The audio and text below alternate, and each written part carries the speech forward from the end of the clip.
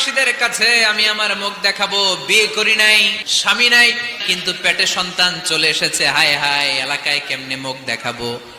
লজ্জায় পড়ে মারিয়াম আলাইহিস সালাম এলাকা থেকে চলে গেলেন। কি অবাক করে কাণ্ড! বাচ্চা ভূমিষ্ঠ হওয়ার জন্য, বড় হওয়ার জন্য 6 মাস 7 মাস লাগে নাই, পেটে বাচ্চা আসার সাথে সাথে বাচ্চাটারে বড় করে দিয়েছে কে?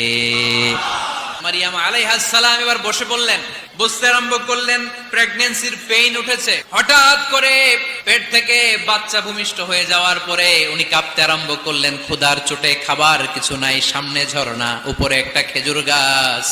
সাইয়েদনা ঈসা আলাইহিস সালামকে কোলে নিয়ে মারিয়াম আলাইহিস সালাম মনে মনে ভাবে, হায় রে, কেউ যদি একটু খেজুর পেড়ে দিত, এই ক্ষুধার মুহূর্তে আমি খেজুর খেয়ে পেটের ক্ষুধা নিবারণ করতাম। রব্বুল আলামিন মারিয়ামকে উদ্দেশ্য করে আয়াত নাজিল করে দিলেন, হুজ্জি ইলাইকি বিজিযআইন নাখলা।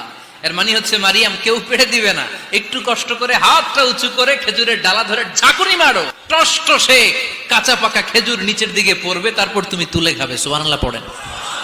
আল্লাহ চাইলে অটোমেটিক্যালি কারামাত হিসেবে খেজুরগুলো নিচে ফেলতে পারতেন না?